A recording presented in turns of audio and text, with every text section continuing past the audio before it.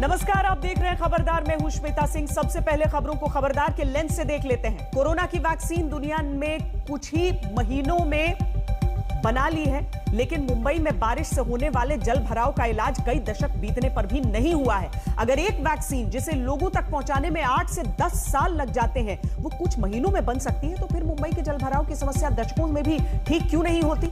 आज मुंबई में हुई बारिश ने जो ट्रेलर दिखाया है उसे हमारे रिपोर्टर्स ने रिकॉर्ड कर लिया है। सवाल यह है कि मुंबई में रहने वाले करोड़ों लोगों के लिए जल भराव का यह सालाना सरदर्द कब खत्म होगा? मुंबई शहर इतना स्मार्ट कब बनेगा कि जरा सी बारिश होते ही उसके हाथ पांव न फूले? ये आज के खबरदार का फोकस है। कोरोना वायरस चीन की लैब में एक हथियार की तरह तैयार किया गया और वहीं से ये दुनिया भर में फैला। इसे लेकर सारी उंगलियां चीन पर उठ रही हैं, लेकिन चीन के साथ साथ अमेरिका खुद भी शक के घेरे में आ गया है। हमारे पास 2016 का एक वीडियो है जिसमें बताया जा रहा है कि कोरोना वायरस को हथियार की तरह मारक बनाने की कोशिश वुहान लैब में चल रही थी। आश्चर्य यह भी है कि वुहान लैब को $6 लाख की फंडिंग अमेरिका से हुई थी। आज आपको कोरोना वायरस की एक किलर क्रोनोलॉजी दिखाएंगे। आज की ट्रेंडिंग खबर, टीएमसी सांसद नुसरत जहां की शादी और ब्रेकअप से जुड़ी। वैसे तो यह निजी मामला है, लेकिन अगर जनप्रतिनिधियों की जिंदगी के किसी फैसले का राजनीतिक प्रोजेक्शन होता है तो फिर उनके एक्शन का सार्वजनिक विश्लेषण भी होता है।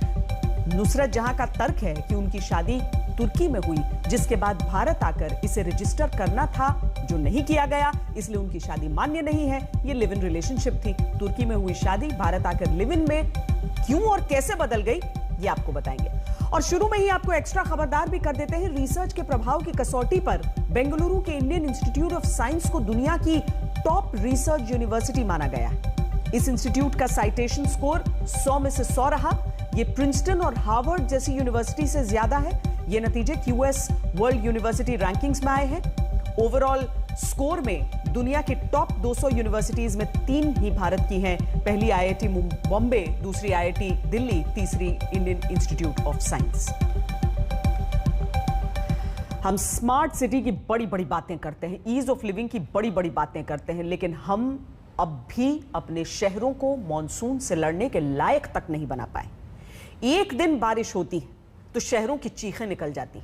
मुंबई में मॉनसून की शुरुआत हुई तो शहर के डूबने की भी शुरुआत हो गई। हर साल करोड़ों रुपए इस नाम पर खर्च किए जाते हैं कि रेन रेडी शहर बन जाएगा, यानी बारिश इस शहर का कुछ बिगाड़ नहीं पाएगी। लेकिन जैसे ही बारिश होती है मुंबई की सूरत बिगड़ जाती है। मुंबई की इस बेबसी को हमने रिकॉर्ड किया है।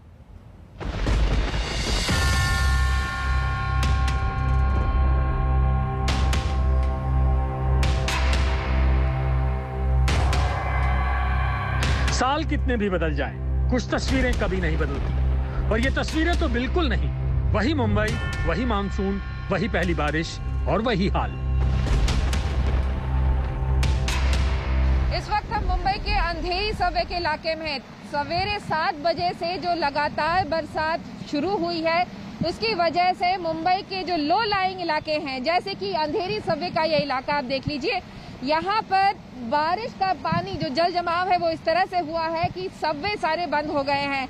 यहाँ आप देख लीजिए टोवे गाड़ियाँ लगाई गई हैं, लाइफ जैकेट्स रखे गए हैं, क्योंकि लोगों को बोलने के बावजूद लोग इस गहरे पानी में जो तेज रफ्तार है, आप समझ लीजिए यहाँ पे लग ही नहीं रहा कि सड़क है, कहीं पर भी तेज रफ्तार पानी बह रहा है और इसमें भी लोग फिर भी ना समझी किस तहत ही सही, लेकिन इससे जूझते हुए अपने गंतव्य तक पहुंचने की कोशिश करते हैं। यही वजह है कि प्रशासन अपनी तरफ से प्रिकॉशन लेते हुए इन रास्तों को बंद कर दिया गया है। 7 बजे सुबह से जो बारिश शुरू हुई, दोपहर तक मुंबई घुटने पर आ गई। क्या अंधेरी सबवे, क्या मिलन सबवे, क्या किंग सर्कल, क्या माटुंगा, मुंबई पानी पानी हो गई। हाई टाइड खत्म हो गए, लेकिन क्योंकि तेज बरसात, मानसून ने जैसे ही दस्तक दी तो तेज बरसात के साथ जो रिमझिम बरसात हुई है उसकी वजह से कई इलाकों में पानी का जल जमाव हुआ है। ये देख लीजिए अभी भी हाई टाइड खत्म हो गया है, लेकिन उसके बावजूद लो टाइड शुरू है, लेकिन फिर भी यहाँ मिलन सबवे जैसे लो लाइंग एरिया इलाकों में आप देख लीजिए पानी अभी भी जो ऊपरी के इलाके हैं वहां से आ रहा है। और यही वजह है कि जैसा कि हम अक्सर देखते हैं कि मुंबई में लोग जहां पर भी परिस्थितियां चाहे जैसी भी हो, एंजॉयमेंट के लिए अपना एक अलग तरीका ढूंढ लेते हैं। तो यहाँ पे आप देख लीजिए, यहाँ लोग स्विमिंग करना, तैरना सीख रहे हैं। लोग कहते हैं कि सर के ऊपर पानी ऊपर चला जाता है तो तैरना ही पड़ता, तो यहाँ आप देखिए लोग तैर रहे हैं, एंजॉय कर रहे हैं। पहली बरसात है, भले ही ये नाले का पानी है, लेकिन फिर भी। ये उस हिंद माता इलाके की तस्वीरें हैं जहां बीएमसी ने अभी पिछले महीने मई में ही दावा किया था कि कुछ भी हो जाए, इस मानसून में यहां पानी भरने नहीं देंगे। लेकिन जो इलाका हर साल मानसून में डूबता है और इस साल भी पहली बार बारिश में डूबा, और साथ में वो वादे भी डूब गए जो मानसून से पहले किए गए थे। मुंबई के हिंद माता इलाके की अगर आप बात करें तो यहाँ पर भी पानी भरने के दृश्य दिखाई पड़ रहे हैं, लेकिन एक चीज जो बदल गई है वो ये ब्रिज है जो 2 फ्लाईओवर्स को कनेक्ट कर रहा है। इन ब्रिज को आप अगर देखेंगे तो ये पहले इस ब्रिज से उतरने के बाद यहाँ पर पानी भरने की वजह से ये रोड बंद कर दिया जाता था, लेकिन अब सायन की तरफ से आने वाला जो ट्रैफिक है वो साउथ मुंबई की तरफ जा पा रहा है। तो सेंट्रल जो एरिया है, रोड है, उसमें ट्रैफिक की दिक्कत इस साल कम हो गई है इस कनेक्टिंग ब्रिज की बनने की वजह से, क्योंकि ये लो लाइंग एरिया है, यहाँ पर अक्सर पानी भर जाता है, जैसा कि आज भी हुआ मॉनसून अराइवल के पहले ही दिन। उसके बावजूद ट्रैफिक जो है वो इस इलाके में स्मूथ हो पा रहा है। लेकिन जैसे जैसे दिन बीतता गया, मुंबई समंदर और सीवर के पानी में तैरने लगी। बसें रुक गईं, गाड़ियां रुक गईं, लोकल के ट्रैक पर पानी भर गया, सबवे बंद हो गए, 2-2, 3-3 फीट तक पानी भर गया। समंदर और सीवर के पानी में जगह जगह सड़कें गायब हो गईं। दिन में भी हर तरफ अंधेरा ही अंधेरा था। कोरोना से जो शहर अनलॉक हुआ था वो एक ही दिन में लॉक हो गया। लेकिन अभी तो ये मानसून की शुरुआत ही है और पहला ही दिन था। आज के लिए मुंबई, पालघर, ठाणे, रायगढ़ में मौसम विभाग का रेड अलर्ट था, यानी जगह जगह भयानक बारिश का अनुमान था, और यही हुआ भी। गुरुवार, शुक्रवार, शनिवार और रविवार लगातार 4 दिन तक ऑरेंज अलर्ट है, यानी भारी बारिश इन 4 दिनों में भी होती रहेगी।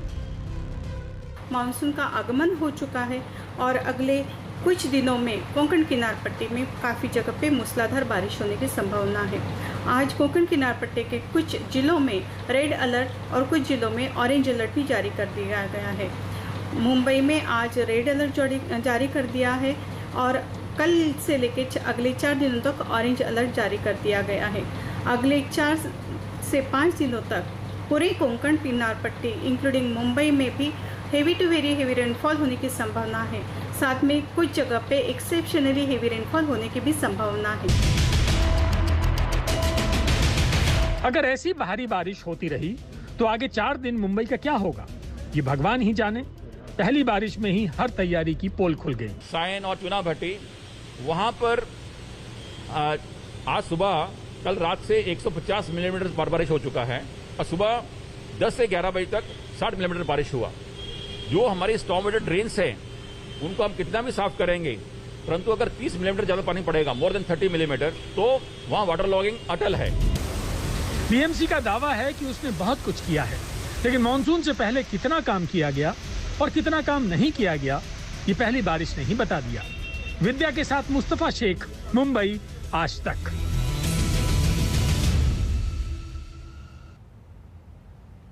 ये उस शहर का हाल है जहां देश की सबसे अमीर नगर पालिका है। आपको याद होगा कि जब कोरोना वैक्सीन के लिए अलग अलग राज्य ग्लोबल टेंडर दे रहे थे तो देश में बीएमसी इकलौती ऐसी नगर पालिका थी जिसने वैक्सीन खरीद के लिए अलग से टेंडर दिया था। बीएमसी का बजट इतना है कि देश के कई छोटे राज्यों का बजट इसके सामने कम है। इसी वर्ष के लिए बीएमसी का बजट करीब 39,000 करोड़ रुपए का है, जो पिछले साल से करीब 17% ज्यादा है। इसमें करीब 18,750 करोड़ रुपए इंफ्रास्ट्रक्चर बेहतर करने के लिए है, जिसमें road, water supply, drainage system और सीवेज डिस्पोजल जैसे काम है। इतना बजट होने पर भी हर साल मुंबई की बेबसी का बारिश वाला सीजन आता है और वही दुख भरे एपिसोड देखने के लिए मिलते हैं। सोचने वाली बात यह है कि इतनी अमीर नगर पालिका होने के बावजूद, इतना पैसा, इतने संसाधन होने के बावजूद आखिर मुंबई जैसे शहर के नाले तक क्यों साफ नहीं हो पाते? क्यों मॉनसून से पहले वही सब देखना पड़ता है जिसे देखने की एक तरह से परंपरा बना दी गई है?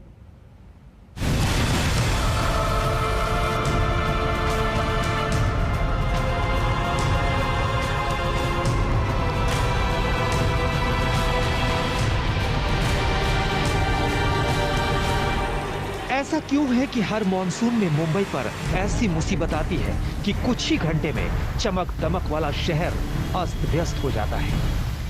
मुंबई में मॉनसून का पहला दिन और ये हालत है मुंबई की। हल्की फुल्की बरसात हुई नहीं कि मुंबई में लग जाता है ट्रैफिक जाम। इस वक्त हम है वेस्टर्न एक्सप्रेस हाईवे पे और यहाँ पर आप देख लीजिए जो रश आवर का जो ट्रैफिक है, क्योंकि अनलॉकिंग शुरू हो गई है। मुंबई में लोग अपने दफ्तरों की तरफ जा रहे हैं और ऐसे में तेज बरसात की वजह से लग गया है ट्रैफिक जाम। रश आवर के ट्रैफिक में इजाफा जरूर हो गया है और यही वजह है कि जो देरी तकरीबन मान लीजिए अगर 1 घंटा किसी को पहले लगता था वही 1.5-2 घंटा लगेगा। लेकिन मुंबई में लोग इस वक्त, क्योंकि अनलॉकिंग अभी हुई है, जो लोग दफ्तरों तक जाना चाहते थे, बिजनेस को खोलना चाहते थे, वो इस वक्त अपने गंतव्य तक पहुंचने की कोशिश में लग गए हैं। थोड़ी सी बारिश हुई नहीं कि ट्रैफिक जाम, ज्यादा बारिश हो गई तो सड़कों का डूब जाना, घरों तक पानी भर जाना। हर मॉनसून में मुंबई इसी मुसीबत से लड़ती है। बारिश ने ऐसा तांडव दिखाया कि पानी न सिर्फ सड़कों पर धीरे धीरे हाउसिंग सोसाइटीज में चला गया। खतरा इतना बढ़ गया कि लोग बाहर आ गए हैं। डर ये है कि बारिश और ज्यादा होती है तो खिड़कियों से पानी अंदर ना चले जाए। मुंबई के सायन इलाके की हम आपको तस्वीर दिखा रहे हैं। हाईवे के जस्ट बगल में ये जो सर्विस रोड है, ये किस तरीके से पानी से लबालब है आप देख सकते हैं। और ये कितना बड़ा खतरा है ये भी आप समझ रहे हैं और देख रहे हैं। बारिश के बीच जो लोग जैसे तैसे ऑफिस पहुंचे और जो बारिश के बीच जहां तहां फंस गए, उनके लिए शाम को घर लौटना जंग लड़ने से कम नहीं था। पहले दिन इतना बारिश हुआ, कुर्ला चेंबूर घाट के ऊपर में पूरा सब जगह पानी भरा। हम कैसे भी कोशिश करके अपने घर के लिए, रास्ते के लिए सफर कर रहे हैं। 3 घंटा हो गया, बस ही नहीं है, बहुत देर से बैठे हुए लाइन लगा। ऐसा कभी उम्मीद नहीं किया था कि ऐसा बारिश होएगा, इतना तकलीफ जनता को होएगा। लेकिन इस बार तो इतना तकलीफ हो रहा है कि जिसको कोई सीमा नहीं। हम लोग 3-3 घंटा से यहाँ रुके हैं, कोई भी बस नहीं आ रही। एक आधे ऐसी आ रही तो रुक ही नहीं रही है यहाँ पे। चल के आए हम लोग वहाँ से। अच्छा, कहाँ से चल के आए? माटुंगा स्टेशन। माटुंगा से सायन आप चल के आए हो? कितना घंटा लग गया? 2 घंटा लगा, 2-2.5 घंटा। ट्रेन नहीं, बस नहीं, ऑटो नहीं, कुछ भी नहीं मिल रहा। 4 घंटा से माटुंगा से यहाँ आने में लगा। 4 घंटा माटुंगा में इतना पूरा पानी भरा हुआ है। मैं 1 बजे मेडिसिन लेना था, यहाँ मिलता नहीं मेडिसिन, वहाँ से लेके आए मगर कुछ है ही नहीं।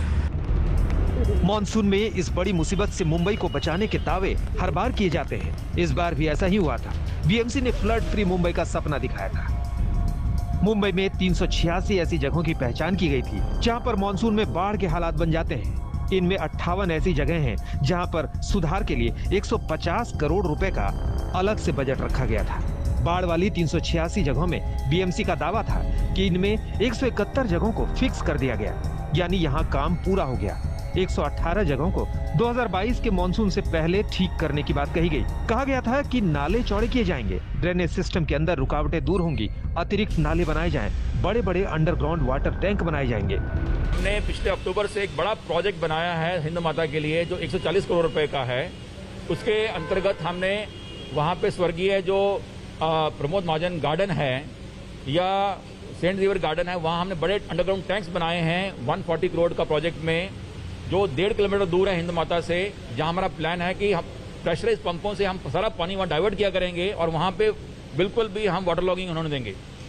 वो प्रोजेक्ट हमने एक ऑन अ रिकॉर्ड टाइम 5 महीने में 140 करोड़ का प्रोजेक्ट हमने पूरा किया है।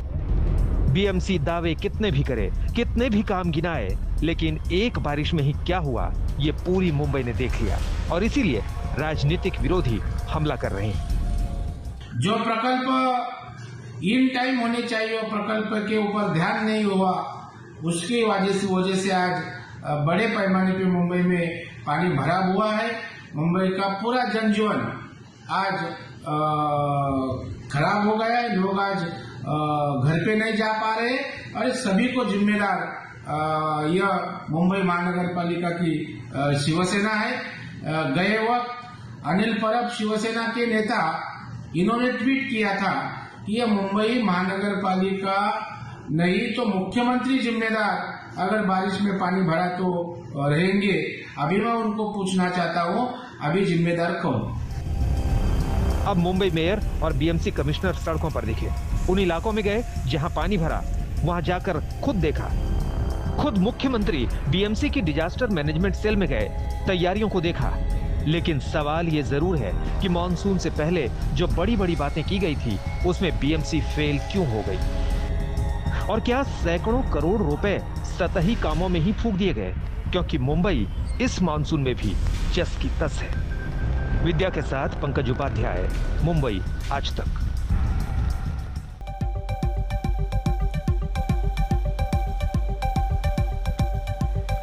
आप देख रहे हैं खबरदार। एक मशहूर गजल की लाइन है, बात निकलेगी तो दूर तलक जाएगी। लेकिन अमेरिकी राष्ट्रपति जो बाइडेन ने जब कोरोना वायरस की उत्पत्ति की जांच का आदेश दिया तो यह बात दूर तलक जाने के बजाय अमेरिका में ही अटक गई और सवाल उठ गए कि क्या चीन की वुहान लैब में कोरोना वायरस को इंसानों में फैलाने वाले बदलाव अमेरिका द्वारा प्रायोजित थे? क्या वुहान लैब में कोरोना वायरस पर हो रहे खतरनाक शोध में चीन और अमेरिका पार्टनर थे? क्या वुहान लैब में कोरोना वायरस को म्यूटेट करने के चाइनीज मिशन को अमेरिका ने फंडिंग की थी? कोरोना वायरस चीन की वुहान लैब से लीक हुआ, इसको लेकर कई खुलासे हो चुके हैं, लेकिन अब हम एक ऐसा खुलासा करेंगे जिससे कोरोना वायरस की उत्पत्ति का एक महत्वपूर्ण लिंक अमेरिका से भी जुड़ता है। So we sequence the spike protein, the protein that attaches to cells. Then well, I didn't do this work, but my colleagues in China did the work. चीन में कोरोना वायरस को महामारी फैलाने वाले किलर वायरस में तब्दील करने के लिए वुहान लैब में सालों से रिसर्च चल रहा था। इसका एक और विस्फोटक सबूत है न्यूयॉर्क की एक गैर लाभकारी संस्था इको हेल्थ अलायंस के हेड पीटर डजेक का साल 2016 में दिया गया बयान, जिसमें वो कोरोना वायरस पर चीन में चल रही रिसर्च के बारे में बता रहे थे। Then when you get a sequence of a virus and it looks like a relative of a known nasty pathogen, just like we did with SARS, we found other coronaviruses in bats, a whole host of them. Some of them looked very similar to SARS. So we sequenced the spike protein, the protein that attaches to cells. Then well, I didn't do this work, but my colleagues in China did the work. तो सबसे पहले Peter डजेक के बयान का मतलब समझिए। Point number 1, चीन में चमगादड़ में पाए जाने वाले कोरोना वायरस के स्पाइक प्रोटीन में बदलाव करने पर शोध चल रहा था। पॉइंट नंबर 2, चीन में कोरोना वायरस पर चल रहे शोध में अमेरिका भी शामिल था। पॉइंट नंबर 3, शोध के दौरान वैज्ञानिक कोरोना वायरस को इंसानों के लिए पैथोजेनिक यानी रोगजनक बनाने के करीब पहुंच गए थे। 2016 के इस वीडियो में पीटर डजेक ने खुलासा किया था कि कोरोना वायरस में ऐसे बदलाव कर दिए गए थे जिससे वो किलर वायरस बन सकता था। You create pseudoparticles, you insert the spike proteins from those viruses, see if they bind to human cells. And each step of this, you move closer and closer to this virus could really become pathogenic in people. Peter Daszak और उनके NGO eco health alliance के चीन और America के corona गठबंधन को लेकर अब जो खुलासे हो रहे हैं उससे कोरोना वायरस की उत्पत्ति में चीन के साथ साथ अमेरिका पर भी शक गहराता जा रहा है। शक की पहली वजह साल 2014 से 2019 के बीच पीटर डजेक की संस्था इको हेल्थ अलायंस के जरिए चीन की वुहान लैब को $6 लाख का अनुदान दिया गया था, जिसका मकसद चमगादड़ के कोरोना वायरस पर शोध करना था।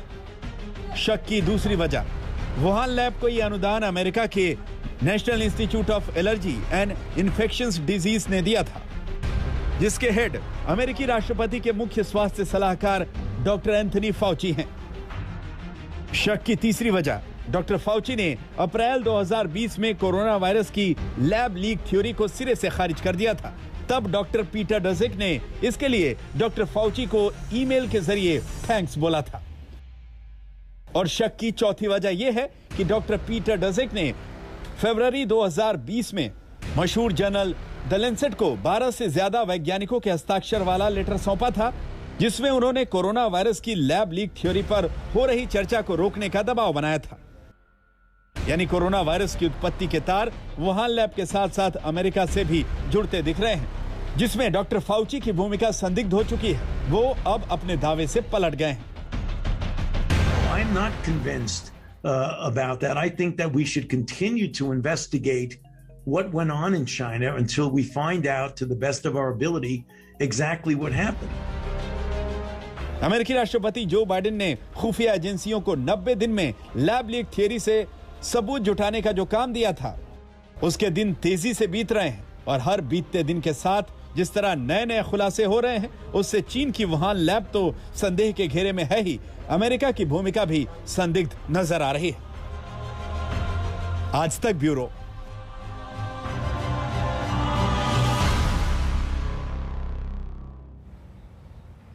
कोरोना वायरस की उत्पत्ति की जांच को लेकर जो खुलासे हमने आपको दिखाए हैं, उसकी चर्चा अमेरिका में भी हो रही है। अमेरिकी मीडिया ने तो डॉक्टर फाउची को झूठा बताना शुरू कर दिया है और आरोप लगाया है कि देश के सबसे बड़े स्वास्थ्य सलाहकार ने चीन की वुहान लैब लीक थ्योरी पर अमेरिकियों को गुमराह किया है। डॉक्टर फाउची पर आरोप लगाए जा रहे हैं कि उन्होंने वुहान लैब में कोरोना वायरस लीक होने के मामले में चीन का बचाव किया। इस पर हाल ही में अमेरिकी संसद में डॉक्टर फाउची की पेशी भी हुई थी, जहां उनसे वुहान लैब की फंडिंग पर भी सवाल पूछे गए थे। वहां डॉक्टर फाउची के लिए जवाब देना मुश्किल हो गया था। कुल मिलाकर जब डोनाल्ड ट्रंप अमेरिका के राष्ट्रपति थे, उस समय से सवाल वो खुलेआम उठा रहे थे। चीन से जो कोरोना वायरस निकला है, उसकी उत्पत्ति का स्रोत आखिर क्या हो सकता है। लेकिन डॉक्टर फाउची, जो कि खुलकर हाल फिलहाल में चीन के खिलाफ बोल रहे थे और वुहान लैब के बारे में बोल रहे थे, उनकी कुछ पुरानी ऐसे संपर्क चीन के उस वुहान लैब के साथ मिले हैं, जिसे लेकर अब ढेरों सवाल उठ रहे हैं और खासकर अमेरिका के भीतर ये सवाल उठ रहे हैं। वायरस की प्राकृतिक उत्पत्ति वाला बयान जो उन्होंने पहले दिया था, वो आखिर क्यों दिया था और वुहान लैब को फंडिंग करने की उनको जरूरत क्या थी। Group of highly qualified evolutionary virologists looked at the sequences there and the sequences in bats as they evolve, and the mutations that it took to get to the point where it is now is totally consistent with a jump of a species from an animal to a human. जब पूरी दुनिया corona virus के बारे में ठीक से जान भी नहीं पाई थी, तब डॉक्टर फाउची ने लैब लीक थ्योरी को खारिज कर दिया था। तब उन पर किसी ने सवाल नहीं उठाए थे, लेकिन अब उठाए जा रहे हैं, क्योंकि इको हेल्थ अलायंस के जरिए वुहान लैब को $6 लाख का अनुदान देने और फिर उसे छिपाने का प्रयास करने की वजह से डॉक्टर फाउची का नाम लैब लीक थ्योरी की जांच से जुड़ता जा रहा है। अमेरिका की मशहूर वैनिटी फेयर मैगजीन के मुताबिक 9 दिसंबर 2020 को वायरस उत्पत्ति की जांच कर रहे अमेरिकी अधिकारियों को वुहान लैब में गेन ऑफ फंक्शंस शोध के दावों को वेरीफाई करने से मना कर दिया था। गेन ऑफ फंक्शंस के जरिए ही वुहान लैब में कोरोना वायरस में बदलाव करके उसे ज्यादा संक्रामक बनाने से जुड़े शोध किए गए थे। वैनिटी फेयर मैगजीन के मुताबिक गेन ऑफ फंक्शंस शोध को जांच करने से इसलिए रोका गया ताकि शोध को मिले अमेरिकी अनुदान पर किसी का ध्यान न जाए। वुहान लैब की फंडिंग को लेकर 26 मई को डॉक्टर फाउची से अमेरिकी संसद में भी कड़े सवाल पूछे गए थे, जिसका वो कोई संतोषजनक जवाब नहीं दे पाए थे।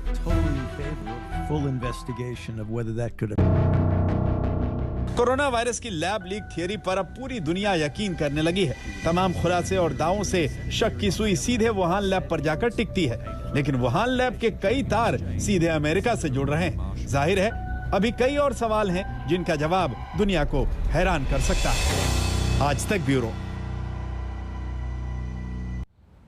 कोरोना वायरस को लैब में बनाने का आरोप चीन पर है, लेकिन अगर कोरोना वायरस वाकई लैब से लीक हुआ है तो इसमें डॉक्टर फाउची की क्या भूमिका थी, इसे लेकर कई खुलासे हो चुके हैं। अमेरिकी अखबार वॉशिंगटन पोस्ट में ने 866 पन्नों के ईमेल चैट के जरिए खुलासा किया था कि डॉक्टर फाउची कोरोना महामारी के पूरे दौर में लगातार चीनी वैज्ञानिकों के संपर्क में थे और अब उन पर चीन के वुहान लैब को पैसे देने का आरोप है, वो भी कोरोना वायरस पर रिसर्च के लिए। तो अब सबसे बड़ा सवाल यह है कि क्या डॉक्टर फाउची भी इस साजिश में शामिल थे और क्या उन्हें कोरोना वायरस के बारे में सब कुछ पता था। बहरहाल कोरोना वायरस की उत्पत्ति का पेच सुलझ नहीं रहा, तो इधर भारत में एक रिश्ते को लेकर जिसकी खूब चर्चा हुई थी, वो रिश्ता उलझ गया है। बात हो रही है टीएमसी सांसद नुसरत जहां की, जिन्होंने बिजनेसमैन निखिल जैन के साथ अपने रिश्ते को ये कह के खत्म कर देने का ऐलान किया है कि उनके रिश्ते को शादी का नाम नहीं दे सकते। दोनों की पिछले साल नवंबर से ही अनबन है। नुसरत ने आज जो बयान जारी किया उसमें उन्होंने कहा कि निखिल के साथ तुर्की में हुई सेरेमनी भारत के स्पेशल मैरिज कानून में दर्ज नहीं हुई थी, इसीलिए तलाक का सवाल और जरूरत नहीं। उधर निखिल तलाक को लेकर पहले ही कोर्ट जा चुके हैं।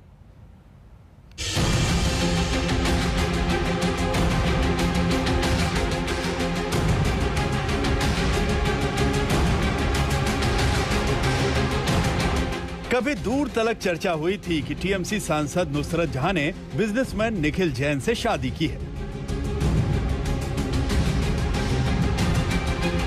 तुर्की में ख्वाब सी सुंदर दिखने वाली शादी जैसे उत्सव का वीडियो खुद नुसरत ने दुनिया को दिखाया था। कट्टरपंथियों की आंख में शूल बनकर भी पारंपरिक दुल्हन सी सजी धजी, माथे पर सिंदूर लगाकर दुर्गा पूजा में पहुंचने वाली नुसरत जहां कभी निखिल जैन से अपने रिश्ते को लेकर बेहद सहज थी। लेकिन अब नुसरत जहां ने न सिर्फ निखिल से अलगाव हो जाने का ऐलान किया है, बल्कि ये भी कहा है कि उनके और निखिल के बीच रिश्ते को शादी ही नहीं कहेंगे। नुसरत जहां ने बयान जारी कर कहा, विदेशी धरती पर तुर्की के शादी कानून से हुई सेरेमनी अमान्य है। साथ ही ये दो अलग अलग धर्मों के लोगों के बीच की शादी है, इसलिए भारत में स्पेशल मैरिज एक्ट के तहत दर्ज होनी चाहिए थी, जो नहीं हुई। कानून के मुताबिक ये शादी नहीं बल्कि सिर्फ एक रिश्ता या लिव इन रिलेशनशिप है, इसलिए तलाक का सवाल नहीं उठता।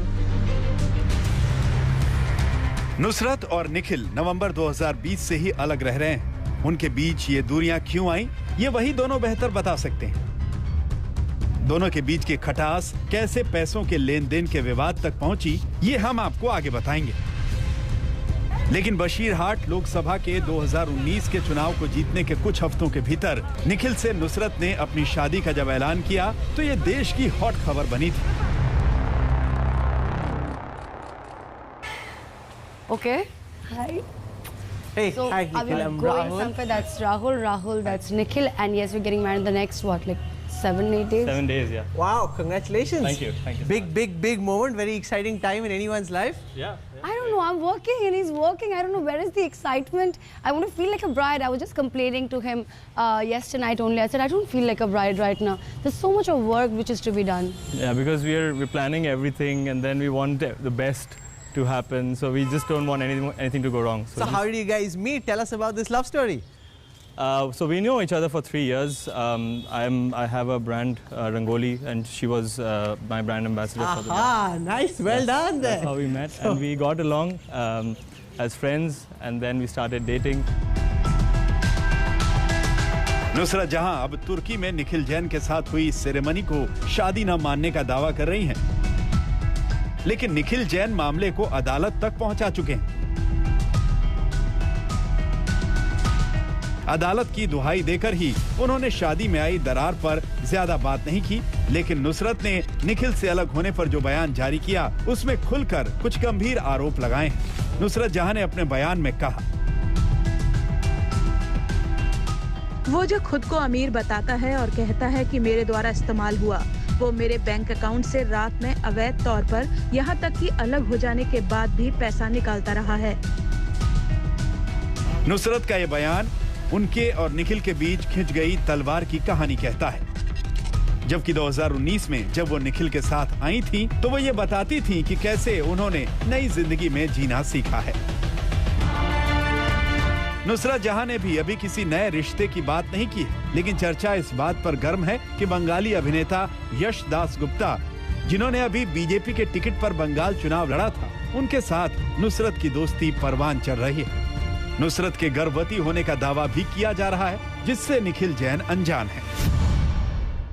Look, I mean, those are legalities, and from whatever she's written, I don't really want to comment on that because the matter is sub judice in court. I have filed a civil suit in the court regarding this matter, and so therefore I will not comment anything on that matter till the matter is in court. Nusrat अपनी जिंदगी में निखिल को छोड़कर आगे बढ़ गई हैं, लेकिन शादी की वैधता को लेकर जो हंगामा उन्होंने छेड़ा है, उस पर अभी बात लंबी खिंचेगी। सूर्याग्नि रॉय के साथ इंद्रजीत कुंडू, कोलकाता, आज तक। नुसरत जहां और निखिल जैन अब अलग अलग हैं, ये दोनों का निजी मामला है, लेकिन नुसरत ने निखिल के साथ रिश्ते को शादी मानने से इनकार किया है, तो इस पर गंभीर कानूनी मसला उठ खड़ा हुआ है। नुसरत की दलील साफ है कि उनका और निखिल का धर्म अलग अलग है, इसीलिए तुर्की में हुई सेरेमनी को तब तक शादी नहीं मान सकते जब तक वो भारत के स्पेशल मैरिज एक्ट के तहत दर्ज न हो। नुसरत ने अपने बयान में रिश्ते को लिव इन कहा है, लेकिन इस खबर की पूरी पिक्चर समझने के लिए हमें भारत के फॉरेन मैरिज एक्ट 1969 को भी देखना पड़ेगा। इस कानून के अनुसार भारत का कोई नागरिक अगर विदेश में कोई ऐसी सेरेमनी करता है जो उस विदेशी धरती पर कानूनन शादी के तौर पर मान्य है, तो उसे भारत में शादी की मान्यता मिलेगी। लेकिन फॉरेन मैरिज एक्ट का सेक्शन 4D विदेश में हुई किसी भारतीय की शादी को भारत में मान्यता तभी देता है जब दोनों पक्षों में प्रोहिबिटेड रिलेशनशिप यानी अमान्य रिश्ता न हो। अब नुसरत और निखिल के मामले में ये प्रोहिबिटेड रिलेशनशिप का दायरा क्या होगा, ये अदालती सवाल है जिसकी व्याख्या सिर्फ अदालतें ही कर सकती हैं। नहीं, लेकिन कहीं भी कभी भी सबसे तेज खबरों को देखने के लिए आप लॉग ऑन कर सकते हैं www.aajtak.in पर, या फिर आप डाउनलोड करें आज तक का मोबाइल ऐप। देश और दुनिया की तमाम खबरों के लिए देखते रहिए आज तक।